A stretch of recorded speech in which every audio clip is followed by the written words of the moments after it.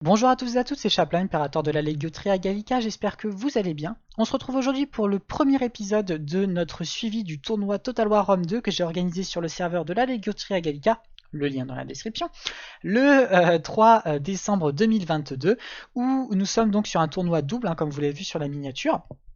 L'objectif va être de suivre différentes équipes au maximum parce que donc nous sommes des équipes, enfin il y a 5 équipes donc je peux pas filmer tout le monde au même nombre.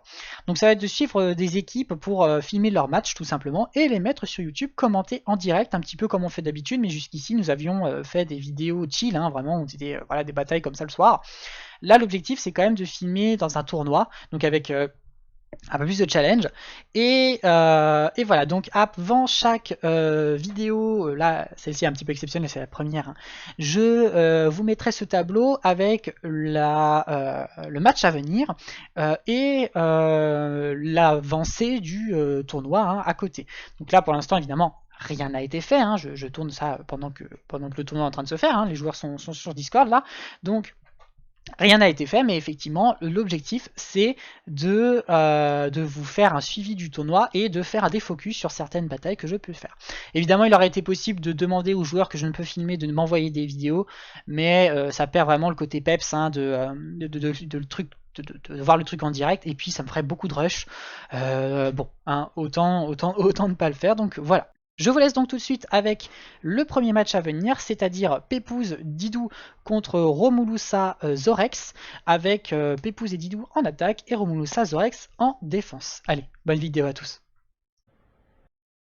Voilà, donc on se retrouve pour le premier match sur ce tournoi. Alors on est avec Pépouze et Didou en attaque, avec Royaumes Arabes et Faction Hellénique. Leurs deux généraux sont niveau 1 contre Romulusa et Zorex qui sont en défense avec les Séleucides et les Arvernes.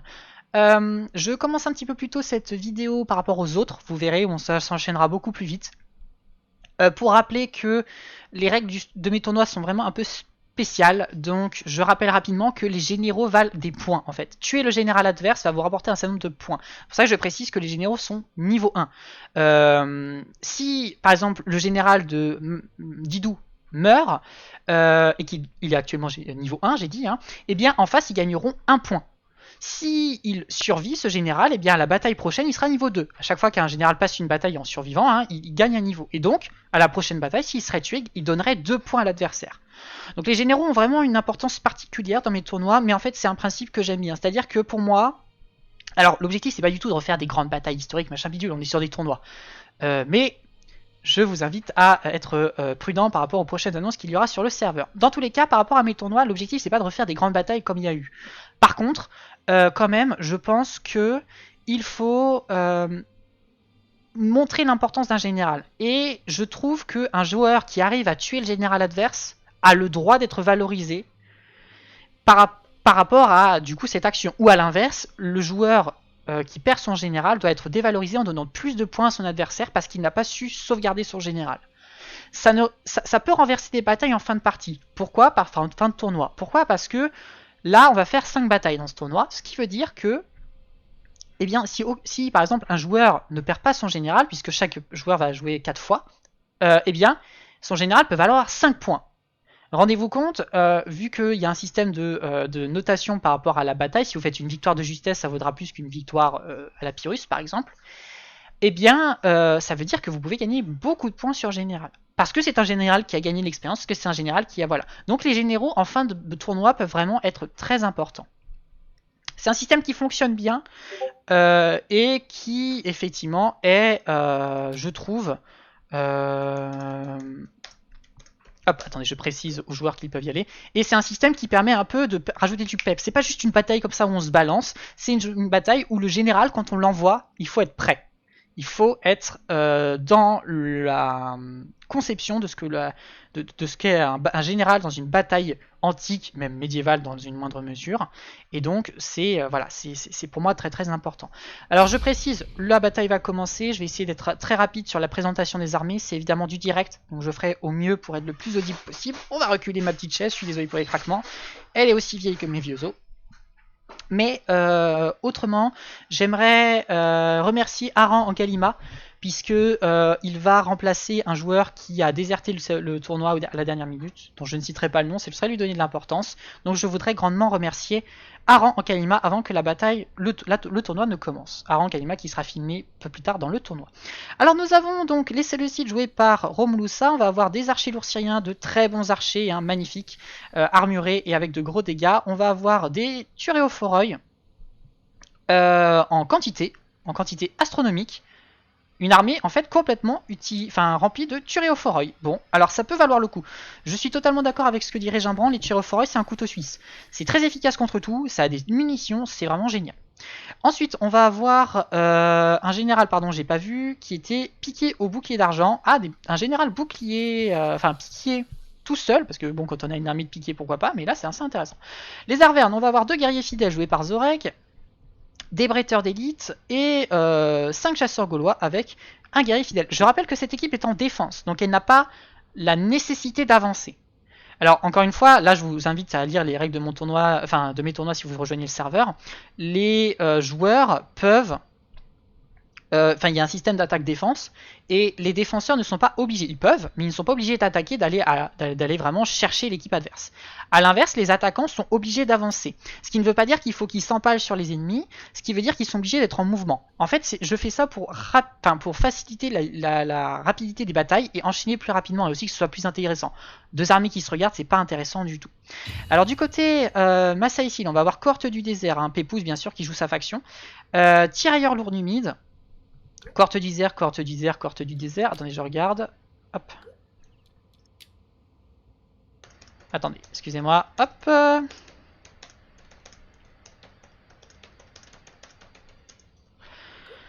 Beaucoup de cavalerie numide et noble cavalerie pour le général de Pépouze. Derrière, on va avoir cavalerie mercenaire trace pour la Macédoine de Didou, Turéophoroi, archer crétois, mercenaire rhodien, fondeur mercenaire rhodien, un général en peltaste royaux. Je n'ai pas à rappeler à quel point j'adore cette unité, elle est excellente aussi. C'est du Turéophoroi de très bonne qualité. Hein. Archer crétois, Turéophoroi et une magnifique ligne de piquier. Et je rappelle que cette armée est en attaque, donc ça va être assez intéressant de voir la bataille qui a commencé. Alors on a quelque chose de très très défensif ici. On a quelque chose de très très défensif de ce côté-là, à voir ce que ça va donner. Je pense que ça peut être très intéressant. On a vraiment une structure que j'ai jamais vue, honnêtement. Que j'ai jamais vue. C'est vraiment un bloc de Turéophoroi. À voir ce que ça donne. L'équipe jaune est en avantage par rapport à l'équilibre des forces. On va voir ce que ça donne. Donc évidemment, là, les joueurs ne sont pas obligés de s'empaler sur l'adversaire tout de suite. Ils peuvent prendre un peu le temps pour analyser la situation. On est là pour faire des batailles. Hein. Je ne suis pas là pour enchaîner les batailles le plus rapidement possible. Et donc il y a le droit un peu de temporiser. Et notamment ce que je disais, un bon indicateur, c'est les unités de tir. Si jamais il commence à y avoir des tirs, si jamais il y a des combats de cavalerie sur les flancs, les armées ne sont plus obligées de bouger. J'estime que les joueurs sont en train de faire de la micro-gestion, ils ont quand même le droit de se concentrer sur ce qu'ils font. Je suis vraiment pas là, encore une fois, pour mettre des bâtons dans les roues aux joueurs, c'est juste que parfois on est dans l'obligation de... C'est juste que parfois, voilà, on est dans l'obligation de régler, d'accélérer un petit peu les batailles. Il y a eu un petit lag, donc je suis désolé. Il y a eu un petit lag, mais voilà, c'est passé. Bon, le joueur Pépouze est un peu surpris par la compo. C'est vrai que j'ai jamais vu ça. Dans un tournoi, j'ai jamais vu ça. On va voir ce que ça donne. Et l'espèce de blob de Gaulois, waouh! Ça va être une bataille intéressante. Ça va être une bataille intéressante. On va voir ce que ça donne. Les carrés Turéophoroi vont être une vraie plaie. Et le problème, c'est que là, les piquets ne vont pas pouvoir briller. La bataille va être assez marrante, je pense, à regarder. Alors évidemment, du côté rouge, on n'a pas en vision les Gaulois, les chasseurs gaulois, qui ont parfois des niveaux, tiens. Donc on va voir ce qui se passe. Je précise d'ailleurs que vous pouvez nous rejoindre à tout moment sur le serveur de la Légueutrie à Gallica. Le lien du serveur Discord est dans la description. Ouais. On a un premier mouvement au niveau du flanc droit de l'équipe jaune, avec un placement de la cavalerie, humide. Assez intéressant, c'est que je pense que les joueurs s'attendaient donc du côté rouge, à avoir de la cavalerie. Hein. En face, on avait quand même les Arvernes et et les Séleucides. Et malheureusement, ce n'est pas le cas. Donc on a une armée qui est certainement un peu faite pour ça. Donc ça va être assez intéressant. Alors hop, je regarde juste quelque chose au niveau du fonctionnement du tournoi. Je suis désolé, je suis organisateur et en train de filmer.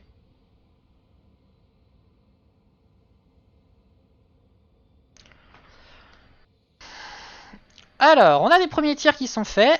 Cela dit, on peut un peu aggro comme ça, on peut les embêter parce que on a des unités de tir mobiles. Faut juste faire attention à ce que voilà, les archers ne se retournent pas pour faire des dégâts. Maintenant, on fait pas beaucoup de dégâts. Ah, quand même. Ah si, guerrier fidèle, on descend à 112. C'est bien joué. La position Turtle a toujours des problèmes. Enfin, la position, c'est pas là, ils sont pas en test tout hein, mais je veux dire, le fait de se regrouper comme ça et de perdre en mobilité, ils ont clairement troqué de la mobilité. Hein. C'est-à-dire que là, ils en ont pris pas du tout pour prendre de l'efficacité sur un point donné. C'est-à-dire ici. C'est toujours bien et pas bien. C'est-à-dire que en même temps, on a une position très forte et qui va être très difficile à attaquer, et en même temps, eh bien, on est susceptible de prendre des tirs adverses. Et c'est le cas avec cette cavalerie. Cette cavalerie qui est très mobile permet d'attaquer. Et regardez les guerriers fidèles, on est au début de la bataille, ils sont déjà à 100 sur 120. On a 3 guerriers fidèles en face, puisqu'à côté on a le général. Et quand même, faire descendre un guerrier fidèle à 100 sur 120, c'est déjà bien. Et puis je pense qu'il y a quelques pertes par-ci par-là à côté. Le général 116 sur 120. Empalé, magnifique. 114 sur 120, c'est très bien. Surtout que là, on a vraiment une cavalerie qui va être très efficace dans ce combat-là. Il va juste falloir faire attention, voilà, aux quelques tirs qui peuvent être faits, notamment par les tueurs mais aussi les archers. Mais globalement, on est face à une bataille qui va être, ma foi, très très complexe et pile ou face. Vraiment, soit ça va très bien se passer, soit ça va être très mauvais, je pense. Je ne pense pas que ça va être hésitant. On verra, peut-être que je me plante. La ligne avance, impeccable. Mais techniquement, dans les règles, ils n'ont même pas l'obligation d'avancer puisqu'ils sont en train de tirer sur l'adverse. Donc par définition, ils sont en train de l'attaquer. Hein. Je ne sais pas si vous avez déjà pris un javelot dans la gueule, mais je pense que je peux considérer ça comme étant une action d'attaque. Allez dire au mec qui vient de se casser la gueule que là ils sont en train de pas bouger en face. Hein, vous voyez ce que je veux dire. Et c'est très bien joué, hein, vraiment super bien joué de la part de la cavalerie de Pépouze et d'ailleurs aussi les mercenaires Thrace qui ont fait 6 kills pour l'instant, mais on est en train d'attaquer des unités armurées, hein, piqué lourd d'argent, des guerriers fidèles, c'est bien joué. Les archers ne peuvent pas trop bouger parce que s'ils bougent, ils vont perdre leur position vraiment embriquée dans cette armure de tuer au foreuil. Dans cette armure, oui, mais qui, ma foi, est un gameplay, je trouve, très intéressant. Vraiment, les gars, je suis heureux. Alors, Romulusa et Zorex. Alors, Romulusa, j'ai un petit peu joué avec lui, Zorex, un peu moins. Donc, c'est à peu près des. Enfin, c'est des gens avec qui j'ai pas beaucoup joué sur le serveur Discord. Et je suis heureux de voir que avoir de nouveaux joueurs, ça permet de se rendre compte que on a des gameplays totalement différents. C'est vraiment. J'ai regardé ce matin, me semble-t-il, c'est mon 7ème tournoi Rang 2. J'ai jamais vu ça, vous voyez, donc c'est assez intéressant et je suis relativement content de le filmer. J'espère que ce sera très intéressant pour vous. On a des bretteurs d'élite à 87 sur 120. Alors le problème c'est que les munitions vont quand même arriver à manquer au bout d'un moment. Hein. Mais je pense qu'on n'a pas fini d'embêter les adversaires. Donc ça c'est bien joué. Alors maintenant, va se poser quand même la question de une fois que les cavaleries n'auront plus de munitions, qu'est-ce qui va se passer? Là ça va être compliqué, il va falloir trouver des solutions et je ne sais pas si les joueurs eux-mêmes les ont. Donc ça, c'est à prendre en compte. C'est à prendre en compte. Alors, quelques échanges de tirs. Pas grand chose de particulier. Je suis désolé, je suis en train de regarder au niveau du serveur si tout se passe bien pour le tournoi. Je suis désolé, je suis organisateur en même temps. Donc c'est assez complexe. Voilà, ça a l'air impeccable. Pardon, je reviens. Donc on a des échanges de tirs qui continuent. On a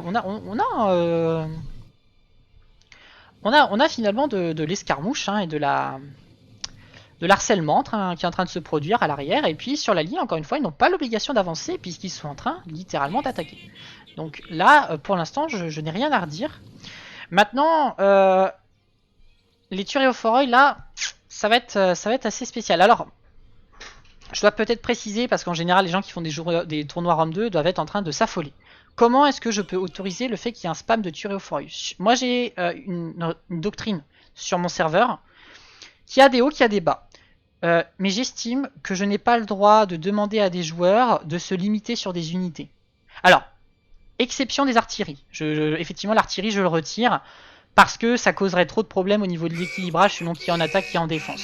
Donc ça, je ne le fais pas parce que une artillerie c'est cher, donc ça voudrait dire que ce soit le défenseur ou l'attaquant. Enfin, ce serait trop compliqué. Je préfère remettre ça. Les joueurs sont en général d'accord, donc j'ai pas de problème. Pour ce qui est du spam, en fait, moi, je trouve que certaines armées sont vraiment basées sur un type d'unité. Et dire t'as le droit à prendre que 4 fois cette unité, c'est vraiment brider l'armée.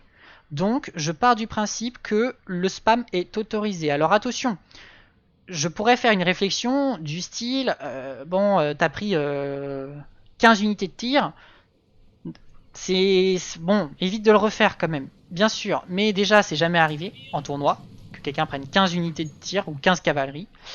Et ensuite, enfin, c'est pas à moi, organisateur, de dire oui, bon, c'est pas terrible ce que tu as fait. Je te l'interdis. Je peux lui dire, mais j'irai pas plus loin. C'est-à-dire que le joueur, il a le droit de faire ce qu'il veut aussi. C'est un tournoi. Si le mec, c'est sa façon de jouer, pourquoi lui interdire? Moi, je suis plutôt dans l'estime que, par contre, on doit être à même sur Total War Rome 2 et Attila d'ailleurs à changer d'armée. Et on peut pas toujours jouer la même faction. C'est pour ça que sur mes tournois, j'ai le système culturel que je vous expliquerai lors de la prochaine vidéo, lorsqu'on aura le premier tour qui sera passé et que nous commencerons le deuxième. Alors, les échanges de tirs commencent. On est en train de se lâcher sur des légionnaires des légionnaires du désert en armure, mais qui sont en tortue, donc ce qui les sauve un peu des tirs qui sont en train d'arriver. Mais mine de rien, on commence quand même à prendre un peu de dégâts. Ça va être compliqué pour l'équipe rouge, hein. Ça va être très compliqué pour l'équipe rouge.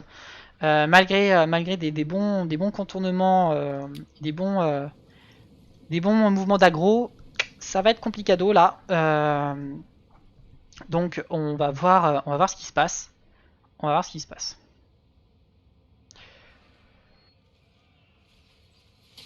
Je pense que les chasseurs gaulois n'ont pas commencé à tirer. Donc ouais. Alors peut-être ce qui pourrait être tenté, malgré le fait qu'il y ait beaucoup de piquets, enfin de noms d'unités de tir, c'est faire 2 lignes de piquets ici. Hein, on en prend 2 là, on en prend 2 là. Et on avance comme ça avec le couvert des cavaleries et avec les unités, les légionnaires du désert qui avancent aussi. Je pense que ça peut être tenté ça. À voir si les joueurs vont prendre cette décision. Parce que le problème c'est que malgré toute l'efficacité de la Testudo, on remarque qu'au bout d'un moment on a des javelots qui passent. Là on est plutôt proche du hérisson que de la tortue, mais attendez, mais comment ça se fait qu'ils prennent avec des flèches là? Il y a des javelots aussi. Qu'est-ce qui... Ah mais oui, il y a les tirs au forêt, pardon.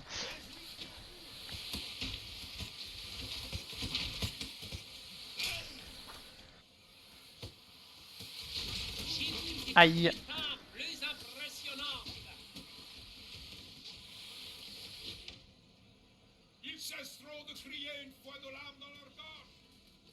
Bon, certains légionnaires du désert vont encore à peu près bien. Je pense que niveau munitions, on commence à manquer. Même s'il doit y en rester encore, bien sûr. Hein. Mais là, avec autant de tueries au foreuil, c'est compliqué.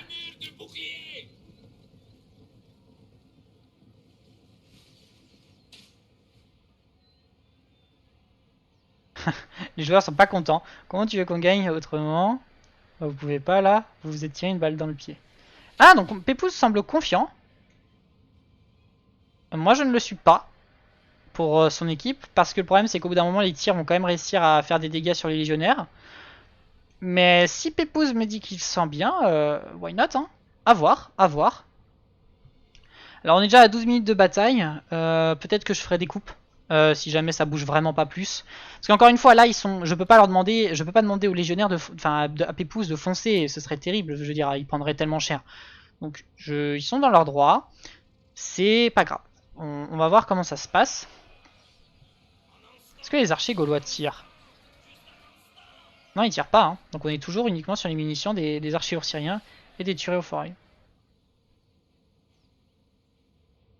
Bon.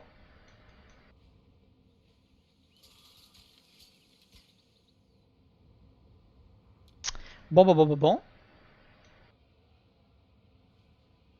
Bon, cette corde du désert a pris cher. Et évidemment, moins ils sont nombreux dans une cohorte, enfin, je dis cohorte, il y a des légionnaires aussi. Mais moins on est nombreux dans une unité pour faire une tortue, moins cette tortue est efficace. C'est de pire en pire. Mais qu'est-ce qu'il y a comme munitions, hein? Ça tire depuis tout à l'heure avec autant de tueries au foreuil.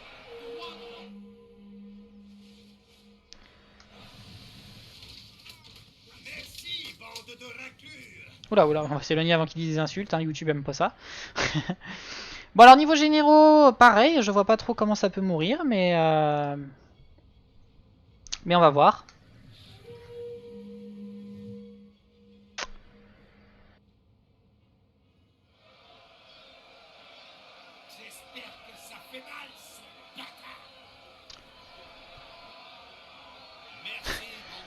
Il sait pas ce qu'il fait là, lui.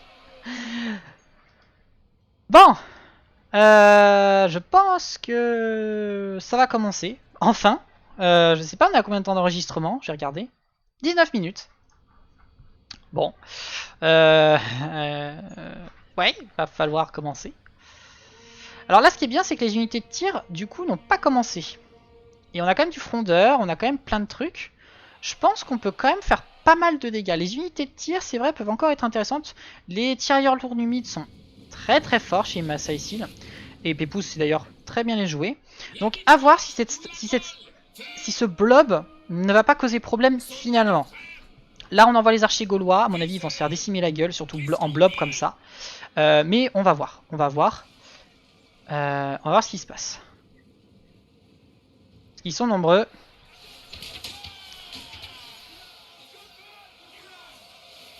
Eh, il y a du mec en pyjama quand même. Hein. Allez, messieurs. Ouf. Oh là là. Ah, ce qu'on envoie comme salve. Ah ouais, on est en train de dégommer en face. On prend du dégât. On prend du dégât, mais on a encore, et très bonne idée, on essaie d'économiser les tirailleurs lourds humides qui ne seraient pas très efficaces parce qu'il faudrait trop les rapprocher. Je pense que les archers lourds syriens n'ont tout simplement plus de munitions, vu leur passivité.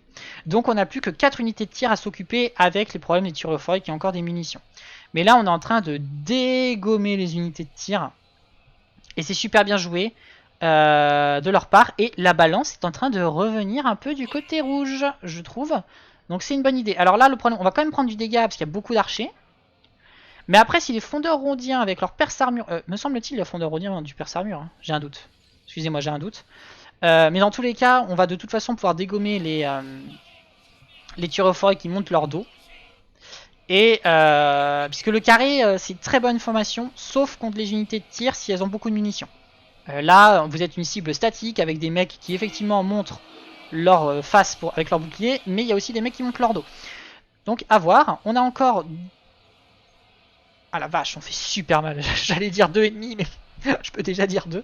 Ah ouais, on fait énormément de dégâts. La vache. Ce combat de tir est absolument singulier. Je n'ai jamais vu ça dans Total War. Des joueurs qui jouent comme ça, c'est très intéressant. Pépouze.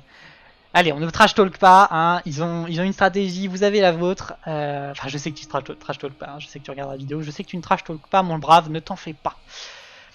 Ça, c'est bien joué. Hormis les tueries au foreuil qui sont en soi une unité de tir à part entière, hein, on a écrasé les chasseurs gaulois. Regardez ce tapis de mecs en pyjama, absolument magnifique. Même ta grand-mère a passé à TMTC. Donc magnifique. On termine les petits archers gaulois ici. Impeccable. Là, on va voir. Ils ont encore une fois l'autorisation d'attendre et de canarder l'adversaire. Ils ont l'autorisation. Alors là, je pense que ce qu'ils visent, c'est les guerriers fidèles. Je pense qu'ils veulent vraiment affaiblir au maximum les unités d'élite avant de lancer la charge générale. Ce qui est en soi une bonne idée. On prend de l'espace et on vise le général Arverne. Oh, effectivement, bien joué, il vaut un point. Ah non, pardon, qu'est-ce que je dis? Non, c'est pas général Arverne, pardon, j'ai rien dit. C'est juste des guerriers fidèles qui étaient dans le mauvais sens. Mais effectivement, là, on va pouvoir affaiblir l'adversaire avant de l'attaquer. Et on est en train de pulvériser cette unité de guerriers fidèles. avant même que le combat ne commence. Surtout qu'on a des frondeurs, hein, donc on a encore énormément de munitions. Donc on est pas mal à ce niveau-là. Hein. On est pas mal. Ah ouais, là les guerriers fidèles ne vont plus être fidèles à eux-mêmes pendant longtemps. Cavalerie toujours passive, évidemment. On peut pas en faire grand-chose. Il y a quand même un monde où ça passait. Hein. Enfin, c'est pas fini. C'est clairement pas fini. Mais il y a quand même un monde où cette technique marchait là. Mais c'était. En même temps, c'est pas une turtle cancer, je trouve. Parce qu'effectivement, il y a beaucoup de tirs au foreuil et tout. Mais je trouve qu'elle a vraiment une conception intéressante. C'est-à-dire une protection globale avec des carrés de tir au foreuil, des unités de tir en nombre. Et on a une force de frappe à l'arrière mobile avec des bretteurs d'élite et des guerriers fidèles. Je trouve que c'est une conception intéressante. C'est pas juste du on se protège, machin. Non, je trouve que c'est quelque chose de plus intéressant que ça. Donc voilà. Je trouve que c'est bien joué de leur part. Quand même. Là, la balance commence à effectivement bien se retourner. On a les unités de tir qui commencent à attaquer de tous les côtés. Hein. Je ne l'ai pas précisé, mais très belle idée hein, de contourner. Comme ça, il y a forcément une unité qui monte son dos. C'est obligé. Donc de toute façon, on a des tirs qui seront rentables sur un aspect, enfin sur une unité. Donc c'est très bien joué. Après, à voir si les munitions ne vont pas commencer à manquer, notamment au niveau des archers crétois. Et qui pourraient évidemment sonner le début de la charge. Alors là, on a des unités qui prennent très cher au niveau des piquiers séleucides. Avec ce nombre d'unités de tir absolument astronomique. Qui descend. Qui descend. Ce nombre d'unités de tir qui est en train de dégommer un peu partout. C'est la foire à la saucisse. C'est assez intéressant. Ce qui serait peut-être intéressant aussi, c'est d'avoir maintenant lancé la charge des unités de cavalerie. Après, peut-être que c'est pas forcément si... Non, c'est bien, c'est bien. Bon, bah là, on a des guerriers fidèles qui fondent. Hein. Là, on a des guerriers fidèles qui fondent. Hein. Et le truc, c'est qu'on risque de faire une très grosse victoire du côté rouge, parce qu'on pour l'instant, on n'a pas de pertes. Alors, c'est pas fini, il y aura des pertes. Il faudra bien un moment lancer l'assaut. Mais on a moyen d'avoir très peu de pertes. Le général Séleucide est très affaibli. Peut-être même mort. En tant que spec, je sais pas s'il est mort. Mais bon bah là, ouf.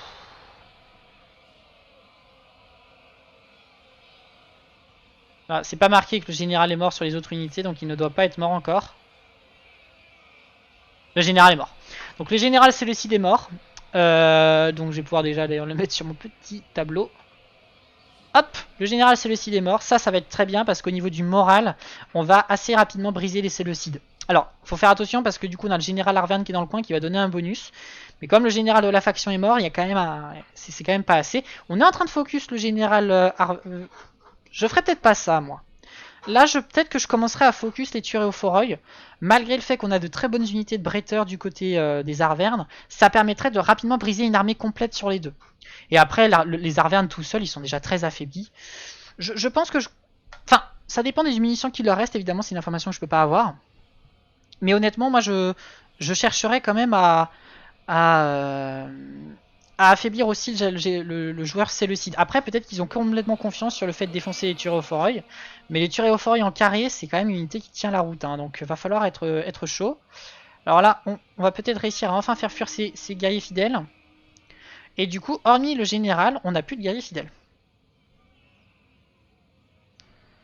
Hormis le général, voilà, hormis le général, c'est fini. On n'a plus de guerriers fidèles, donc on va vraiment avoir des unités, voilà, hein, qui vont être en difficulté face à des cohortes du désert.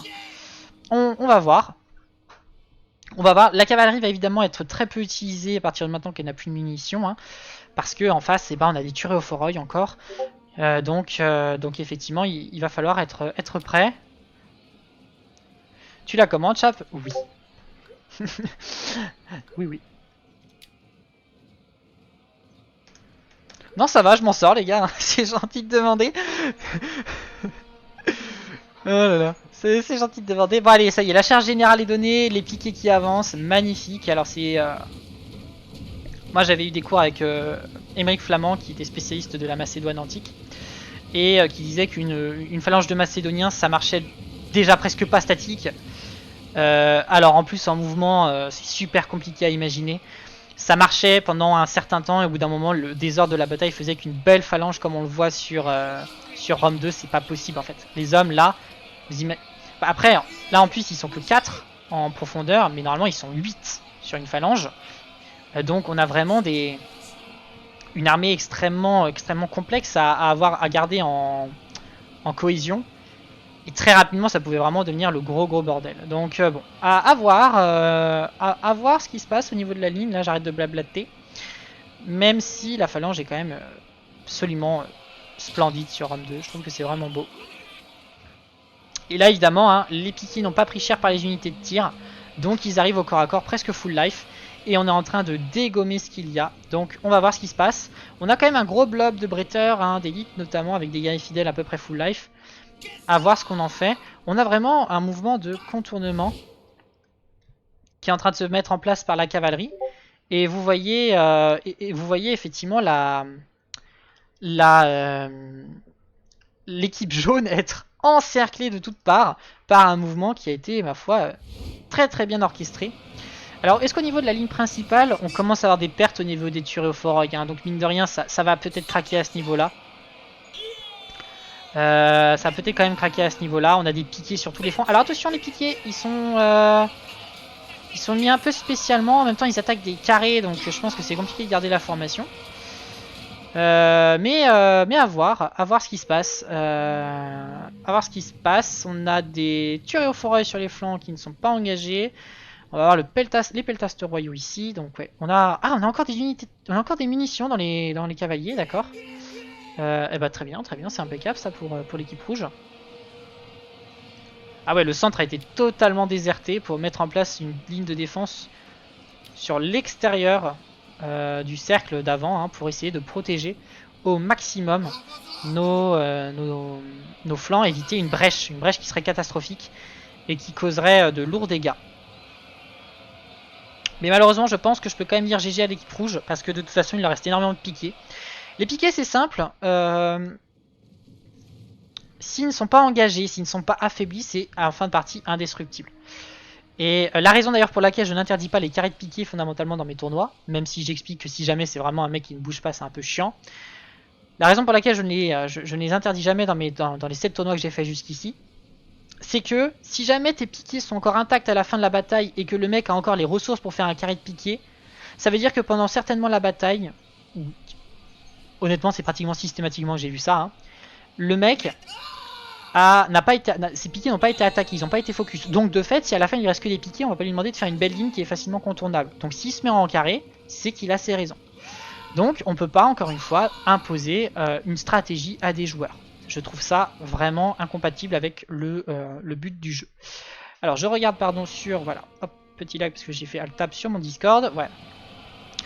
Bon, on a sonné la charge générale sur les flancs, ce qui a créé une magnifique brèche au niveau de l'arrière. Au niveau de la ligne centrale, ici, ça commence à tomber. On a des turéophores qui lâchent. On envoie le général macédonien dans la brèche pour essayer de contourner ces turéophores qui restent là.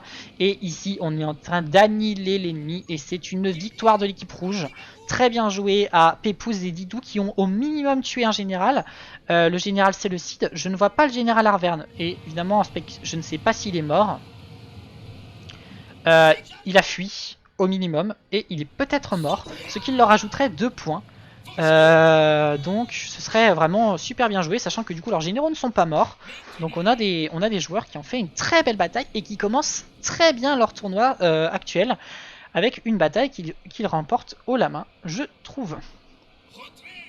Hop, je rentre mes petites données sur mon tableur, voilà. Hop, alors, bon, bah là c'est la Bérésina, hein, c'est n'importe quoi, on a des unités un peu partout. Les Arvennes flanchent, c'est terminé, je vais pouvoir dire GG à tout le monde. J'ai trouvé que c'était une belle bataille, intéressante, hein. C'est pas parce que c'est pas des gros mecs qui sont dessus à la Vin Diesel que c'est pas intéressant. Il y avait des choses à dire sur cette bataille, et j'ai pris du plaisir à la commenter avec vous. Alors je ne vais pas commenter les kills comme je le fais d'habitude parce que j'ai un tournoi à faire et puis la vidéo est déjà un peu longue en plus. Donc je vais juste attendre que ça charge. Je vous mets les différentes armées rapidement et puis si vous voulez regarder qui a fait quoi, vous mettez pause. Et je vous dis à très bientôt pour la prochaine bataille sur le tournoi que nous sommes en train de faire sur Total War Rome 2. C'était Chaplin, votre impérateur dévoué. Allez, ciao tout le monde. Voilà donc où est-ce qu'on en est pour ce premier round. Donc on a l'équipe de Kebab Hostile de retour qui est à plus 5 avec une victoire décisive. Leur point s'explique aussi par le fait qu'ils ont réussi à tuer le général de Romonoussa, donc ils ont plus 1 point, ce qui fait qu'ils les portent à plus 5. De l'autre côté, l'autre bataille, c'est l'équipe de Rob et Doda, donc l'équipe Rammstein qui a gagné et qui a permis donc d'atteindre plus 4, ce qui fait d'eux les deuxièmes du tournoi pour ce premier round. Donc voilà, c'est un écran type que je vais mettre en place à la fin de chaque bataille pour pouvoir en quelques secondes vous dire où est-ce qu'on en est. Et je vous dis à très bientôt pour la suite de ce tournoi organisé sur le Discord de la Legio Trigallica. Et ciao tout le monde.